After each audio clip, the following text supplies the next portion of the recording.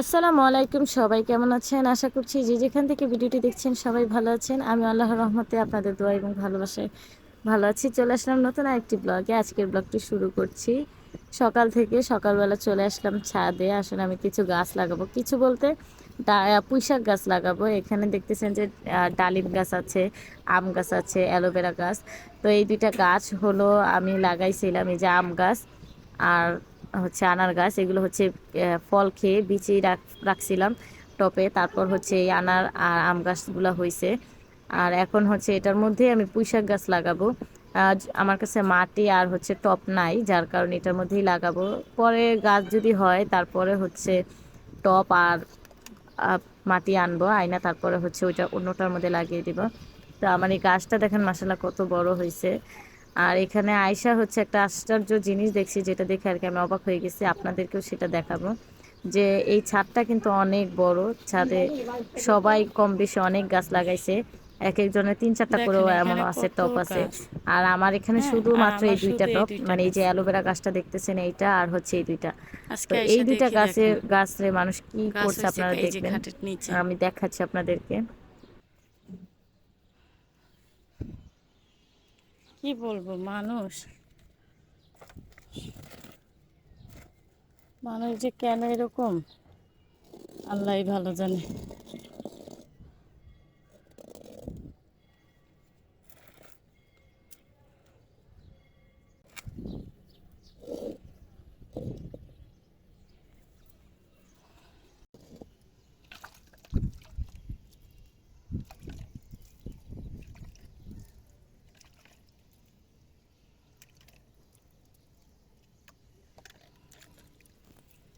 আমি বেশি একটা ছাদে আসি না আসলে। ছেলেকে নিয়ে রান্না বান্না করে দেখা যায়, আর খাওয়া দাওয়া করে তারপর হচ্ছে আম্মুর বাসায় চলে যাই। বেশিরভাগ সময় আম্মুর বাসায় পার করি, যে বিকালবেলা একদমই বাসায় থাকি না, যার জন্য বিকালে আর আসাও হয় না। আর সকালবেলা উঠেই হচ্ছে দিশা করতে পারি না কাজ কোনটা শুরু করব, কোনটা থেকে শেষ করব, মানে এর জন্য হলো আর আসা হয় না। আর এই আজকে হলো আসলাম, কারণ আসাদের বাবার কাছে রেখে তারপর হলো আমি আসছি। তারপরও দেখেন রোদ উঠে গেছে কতখানি। আর এদিকে ছাদ থেকে এসেই আমি রান্না বান্না বসিয়ে দিয়েছি, কারণ গ্যাস চলে যাচ্ছে দেখেন। আর আসাদের আব্বু হলো কাজে চলে গেছে। আসাদের আব্বু যাওয়ার সাথে সাথেই হলো আমি রান্না বসিয়ে দিয়েছি, কারণ আসাদ উঠে যাবে যে কোনো সময়। আসাদ ওঠার আগে আমি চাইতেছি আজকে রান্নাটা সেরে ফেলতে, কারণ আজকে এক জায়গায় যাওয়ার প্ল্যান আছে। তো সেটা আপনাদেরকে যাওয়ার পরেই দেখাবো কোথায় যাচ্ছি। আর এখানে হলো আমি শাক কেটে ধুয়ে রাখছি, যা যা লাগবে আমার রান্না করতে সব কিছুই কেটে রাখছি। এখানে হলো মাছগুলোকে সুন্দর করে ধুয়ে রাখছি দেখেন। টাকি মাছগুলো আমার শাশুড়ি মা পাঠাইছিল তার ছেলের জন্য। আর এখানে হচ্ছে আমি হচ্ছে টাকি মাছ খাই না, তার জন্যই আর কি ভাবে বলা যে তার ছেলের জন্য পাঠাইছে। আর হলো পাঙ্গাস মাছ হলো আমার ছেলের জন্য আমি আমি রাখছি, যে সে হচ্ছে টাকি মাছ খাইতে পারবে না, তার জন্য আর কি পাঙ্গাস মাছ রান্না করলে একটু সুবিধা হয় খেতে। এই হলো কারণ। আপনাদের সাথে কথা বলতে বলতে ডাটা আর আলু হচ্ছে সিদ্ধ হয়ে গেছে। এখন আমি তার মধ্যে শাক দিয়ে দেবো। আজকে অনেকটাই পানি দিয়ে দিয়েছি, পানিটা একটু কমিয়ে ফেলবে। আর আরেক চুলায় আমি এখানে মাছ দিয়েছিলাম ভাজতে। তো এই মাছগুলো হচ্ছে একটু লেগে লেগে যাচ্ছে। এই কড়াইতে কখনো ভাজি না, আজকে হঠাৎ করেই কেন জানি এই কড়াইতে দিয়ে দিলাম প্রায় দিন থাকতেও। তো যাই হোক, মাছগুলো পুরোপুরি ভাঙে নেয়। আর টিমটিমা জালে যেতটুকু ভাজা হচ্ছে আমি অল্পই ভাজবো, আর বেশি ভাজবো না। আগে থেকে ধুয়ে রাখা শাকগুলোকে এখন আমি দিয়ে দিই ডাঁটার মধ্যে, মানে ডাঁটা আর আলু সিদ্ধ করেছি সেগুলোর মধ্যেই দিয়ে দিচ্ছি। এখন হচ্ছে এগুলোকেও এটার সাথে সিদ্ধ করে নেবো। সিদ্ধ করে পরে বাগার দিবে। আমি হচ্ছে এভাবেই শাক ভাজি করি, কারণ যে কোনো শাকে আমার কাছে মনে হয় আগে ডাঁটাগুলোকে সিদ্ধ করে নিলে সুবিধা। যেমন ধরেন ডাঁটা শাকে তো ডাঁটা দেয়ই না, পুঁই শাকে, তারপরে হচ্ছে আরও বিভিন্ন ধরনের শাক আছে যেগুলোর ভিতরে আর কি ডাঁটা দেয়। যেমন ধরেন লাউ শাক, মিষ্টি কুমড়া শাক, এই ধরনের শাকগুলোর মধ্যে আগে ডাঁটা আর আলু আলাদাভাবে সিদ্ধ করে নিলে শাকটা সবুজ সবুজ থাকতেই হচ্ছে নামানো যায়। আর শাকগুলোকে এখন আমি নেড়ে নিচে দিয়ে দিব, আর ডাঁটা আর আলুগুলোকে উপরে দিয়ে দিব, যাতে করে শাকগুলোও সিদ্ধ হয়ে যায়। শাকগুলো সিদ্ধ হয়ে গেলে আমি বাগার দিয়ে নেব। মাছগুলোকে ভেজে নিয়েছি, এখন এটার মধ্যে আমি কাঁচা পেঁয়াজ দিচ্ছি। আসলে আমি কষিয়ে রান্না করতে পছন্দ করি, আর কষিয়ে রান্না করে অনেকে কাঁচা মাছ দিয়ে, কিন্তু আমি মাছটাকে ভেজে তারপরে হচ্ছে মাখিয়ে বসাই, যেটাকে বলে। আর এভাবে রান্না করলে আমার কাছে মনে হয় যেন মাছের স্বাদটা অন্যরকম হয়ে যায়, অনেক ভালো লাগে। এর জন্য আমি মাছগুলোকে ভেজে তারপর হচ্ছে কাঁচা পেঁয়াজ, কাঁচা মরিচ, কাঁচা টমেটো এই সমস্ত কিছু আর কি অ্যাড করি। আগে থেকে কোনোটাই আর কি মশলা দিয়ে রান্না করিনি। আর এদিকে আমার শাকগুলো সিদ্ধ হয়ে গেছে দেখে, কিন্তু প্রচুর পরিমাণ পানি উঠছে। এখানে আমি কিছু পেঁয়াজ, কাঁচামরিচ দিয়ে দিচ্ছি যাতে এগুলোও সিদ্ধ হয়ে যায় এটার সাথে, এগুলো আমি আগে দেইনি। আর এদিকে মাছ তরকারিতে আমি হলুদ, মরিচ, লবণ দিয়ে দিয়েছি। এখন হচ্ছে এগুলোকে সুন্দর করে নাড়াচাড়া দিয়ে তারপর তেল দিয়ে বসিয়ে দেব। এখন শুধু সুন্দর করে নেড়ে নিলেই হবে, আর একটু পানি দিয়ে ঢেকে দেব। সামান্য পরিমাণ পানি দিয়ে দিয়েছি, এটা শুধু কষানোর জন্য, পরে আবার ঝোল দিব। আর অন্য আরেকটি চুলাতে আমি পেঁয়াজ রসুন একটু তেলে নিচ্ছি পুঁই শাকের জন্য। যেহেতু আমি আগে পেঁয়াজ রসুন দিয়েছি, তাই বাগারের সময় পেঁয়াজ রসুনটা একটু কম দিচ্ছি, কারণ আসওয়াদ হচ্ছে বাগারের ফ্লেভারটা বেশি একটা নিতে পারে না, যার জন্য অল্প দিচ্ছি। কারণ আমাদের ঘরে শাক বেশিরভাগ খাই আমার ছেলে, তো ও যাতে খেতে পারে এর জন্যই হচ্ছে আমি ওর পছন্দ মতন করে রান্না করছি। পেঁয়াজ রসুনগুলো ভালোভাবে ভেজে এটার মধ্যে আমি শাক অ্যাড করে দিলাম। শাকগুলোকে একটু ভেজে নিব। শাকগুলো থেকে অনেকটা পানি বের হয়েছে দেখেন, পানিটাকে শুকিয়ে ফেললে শাকটা আমার হয়ে যাবে। এদিকে মাছ তরকারিটাও অনেকখানি হয়ে গেছে, তো এখানে কিন্তু রান্না শেষ না, আরও বাকি আছে।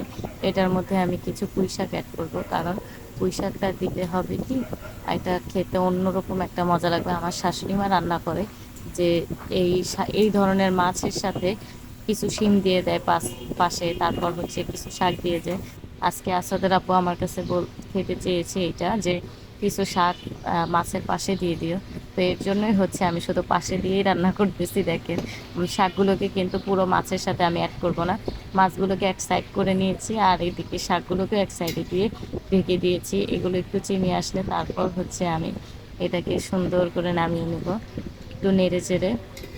দেখেন শাকগুলো কি সুন্দর একদম নরম হয়ে গেছে। আর আমি উপরের কচি পাতাগুলোকে নিয়েছি, এটা কিন্তু জাস্ট যাতে মশলা ঢুকে এর জন্য নেড়ে চেড়ে তারপর এটাকে নামিয়ে নিব। রান্না বান্না শেষ করে খাওয়া দাওয়া করে চলে যাব হচ্ছে খালা শাশুড়ির বাসায়। সেখানে যাওয়ার পর কি করি সেটাই আপনাদের সাথে শেয়ার করব। পাশে থাকেন, দেখতে থাকেন ভিডিওটি, আশা করছি ভালো লাগবে। খালা শাশুড়ির বাসায় এসে বসে গেলাম তার পার্লারে। আসলে আমার এক চোখে লেন্স, আরেক চোখে লেন্স নাই। দেখেন আমাকে কেমন লাগতেছে, মনে হচ্ছে যেন এই চোখে আমি দেখি না কিন্তু অন্ধ। আসলে হয়তো বা আমি একমাত্র মেয়ে যে এই জীবনে কখনো লেন্স লাগাই নাই, আমি কখনোই লাগাই নাই, এই ফার্স্ট মানে। তাও আমি লাগাইতে চাইনি, আমি অনেক ভয় পাইছি, কিন্তু আন্টি আমার জোর করতেছে এত, কি বলবো। তো তার চাপে পড়ে হচ্ছে আমি বসছি, তারপরে আন্টি লাগাই দিছে। দেখেন আমার চোখ দিয়ে কি পরিমাণ পানি বের হয়েছে, আমার চোখ লাল হয়ে গেছে। দেখেন আমি ভয়ে নেই। আর এদিকে একটা মজার ব্যাপার হচ্ছে, আমার ননদেরা, আমার ননদ দেবর ওরাও ছিল, ওরা আমার চোখের পানি মুছতেছিল। আসলে আমি যতবারই কান্না করতেছি মানে চোখ দিয়ে পানি পড়তেছে, ওরা দুইজন তিনজন টিস্যু নিয়ে আমার চোখের পানি মুছতেছিল, এরকম একটা অবস্থা। তো এই জিনিসটা আমার খুবই ভালো লাগছে। পরে আমার খালা শাশুড়ি বলতেছে যে দেখ আর কয়জন লাগবে তোর চোখের পানি মুছতে, দেখ। তো ওরা কিন্তু আমাকে খুব মানে ভালোবাসে। আমি জানি না কেন আমাকে এত ভালোবাসে, কেন পছন্দ করে, কিন্তু ওরা সবসময় আমার প্রশংসা করে। এখন আহ, সবসময় ভালোও পায় আমাকে, আর তার জন্য হচ্ছে আমিও ওদেরকে অনেক বেশি ভালো পাই। আর এদেরকে কিন্তু আমার বিয়ের আগে থেকেই আমি চিনি, দেখি, এদেরকে ছোট দেখছি আমি। আর আমার খালা শাশুড়ি, মামি শাশুড়ি এনারাও কিন্তু আমাকে অনেক ছোট দেখছে, মানে প্যান পরা বয়স থেকে দেখছে আর কি, যা বললে চলে। তখন আমি ঠিকমতো অত একটা কথাও বলতে পারতাম না, এর জন্য হচ্ছে আমার প্রতি ওনাদের একটা অন্যরকম ভালোবাসা। আর আমারও হচ্ছে আমার ননদ দেবরদের প্রতি অনেক ভালোবাসা, কারণ এদেরকে আমি বিয়ের আগে ছোট থাকতে দেখছি, কোলে নিচে আদর করছি, এই কারণে। আর দেখেন আমার যে কি পরিমাণ কষ্ট হইতেছিল এই লেন্স লাগাইতে, আমি আর জীবনও মনে হয় না লেন্স লাগাবো। তারপরও যদি বাইচান্সে আবার কোনো চাপে পড়ে লাগান লাগে তাহলে হচ্ছে লাগামো, আর নাহলে শখ করে কখনোই লাগাইতে আসবো মুস্তাছে না। কয়জন? দেখেন দেবর আমার কি অবস্থা। আইছে, ননদ আইছে, চোখের পানি মুস্তা। বাবা ব্যথা ভাই। চোখের পানি লাগতেছে। দেখি না এটা তো গোলা গোলা দেখা যায় নাকি আমি গোলা না দেখি ক্যামেরাটা হয়তো বা মোছা নেই, ক্যামেরাটা ক্লিন করে নেন দিয়ে।